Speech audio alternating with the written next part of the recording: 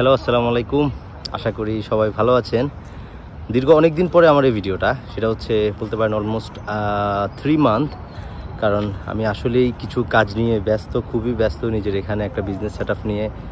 তো এটা অনেকটা আমাদের বাংলাদেশে যারা ডিজাইনার আছেন তাদের রিলেটেড। তো অবশ্যই আমি শেয়ার করব, আস্তে আস্তে ভিডিও আবার কন্টিনিউ করার ট্রাই করব।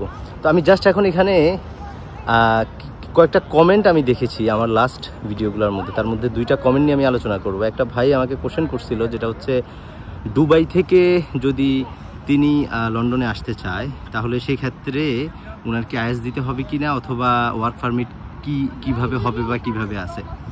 তো এই ক্ষেত্রে আমি একটা কথা বলবো, সেটা হচ্ছে আপনি যদি দুবাই থেকে আসেন তাহলে সেই ক্ষেত্রেও আপনার জন্য যে রুল এবং বাংলাদেশ থেকে আসলেও একই রুল। কারণ হচ্ছে আপনি আফটার অল বাংলাদেশের পাসপোর্ট আপনি ক্যারি করতেছেন।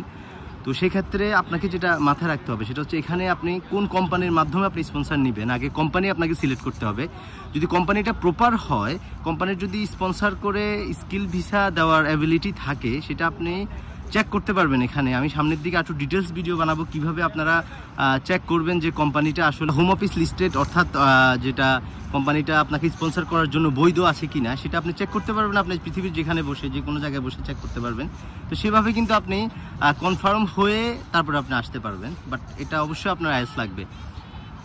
আর আরেকটা ভাই কমেন্ট করছিল, সেটা হচ্ছে তিনি অলরেডি তার ছোটো ভাইয়ের জন্য এখানে কনস্ট্রাকশন একটা ভিসায় তার মামারা ট্রাই করতেছে। অলরেডি কনস্ট্রাকশন কোম্পানিতে তারা ভিসা দিবে। এটা 6 মাস কি ভিসা হওয়ার কথা। বাই দ্য ওয়ে আমার সাথে আছে আমার ফ্রেন্ড হাসিব। 6 মাসের কি ভিসা আছে এখানে? আসলে 6 মাসের ভিসা বলতে এখানে কনস্ট্রাকশনের যেই ভিসাটা, এটা এইখানে বর্তমানে যেটা চলতেছে, আমি আশেপাশে যা দেখতেছি, এখানে এই ভিসাটা ফেক হওয়ার সম্ভাবনাটা অনেক বেশি থাকে।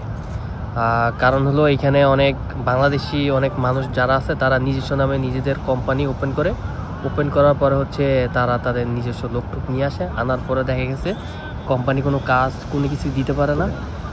তারপরে হচ্ছে কোম্পানি কিছুদিন পরে বন্ধ। এখানে আমি আরেকটা জিনিস বলি, সেটা হচ্ছে আমি নিজেই দেখছি এখানে ম্যাক্সিমাম কনস্ট্রাকশন কোম্পানিগুলা ফেক হয়ে থাকে।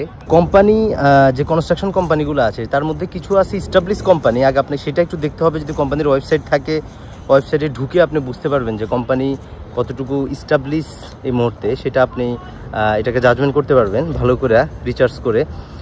আর যদি, কারণ ম্যাক্সিমাম কোম্পানিগুলো কি হয়, এখানে অনেক সময় ইউরোপিয়ান কোম্পানিগুলো হয় যারা 3-4 মাস 5 মাস বা 6 মাস বিজনেস করে মানুষ থেকে একটা বিগ অ্যামাউন্টের টাকা তারা নেয়। টাকা নিয়ে তারা মনে করেন যে কাজগুলো মাঝামাঝি অবস্থায় রেখে তারা আবার ইউরোপে ব্যাক করে। তো এই ক্ষেত্রে আপনার যারা স্পন্সর করছে তাদের ফেক হওয়ার সম্ভাবনা খুব বেশি থাকে। এক্ষেত্রে একটু ভালো করে আপনি যাচাই করবেন। তবে হ্যাঁ, স্পন্সর হওয়ার সম্ভাবনা অবশ্যই আছে, কারণ যদি কোম্পানিটা লিগেল হয় এবং কোম্পানিটা যদি আপনাকে ভিসা দিয়ে থাকে তাহলে অবশ্যই লিগেল হবে। তবে কোনো স্ক্যাম কিনা সেটা অবশ্যই আপনারা ভালো করে চেক করবেন।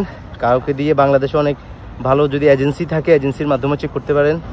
আর আরেকটা বিষয় হচ্ছে আপনি কনস্ট্রাকশনের বিষয় এখানে আসতে পারবেন, কিন্তু বিষয়টা হলো যে আপনি কনস্ট্রাকশনের কোনো কাজ জানেন কিনা, কনস্ট্রাকশনের বিষয়ে আপনার অভিজ্ঞতা কীরকম।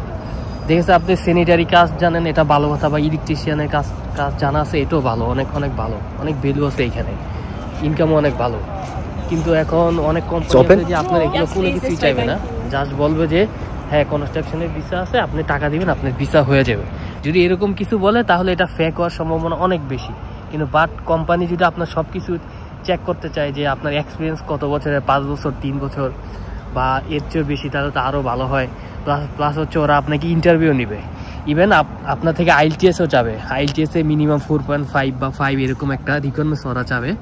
যদি এই ধরনের রিকোয়ারমেন্টসগুলো থাকে তাহলে বুঝতে হবে যে না, কোম্পানিটা একটা ভ্যালু আছে, কোম্পানি ভালো, আপনার কোনো ঝামেলা হবে না। আদারওয়াইজ ফেক হওয়ার সম্ভাবনা অনেক বেশি। এখানে আসলে না আসলে এটা বুঝতে পারবেন না। কিন্তু আমি মনে করি যে আপনারা অনলাইনে সব কিছু ডিটেলস দেওয়া থাকে কোম্পানি, ওগুলো সব ডিটেলস জেনে তারপরে আপনারা এখানে আসবেন। আশা করছি কেউ প্রতারিত হবেন না। ভালো থাকবেন।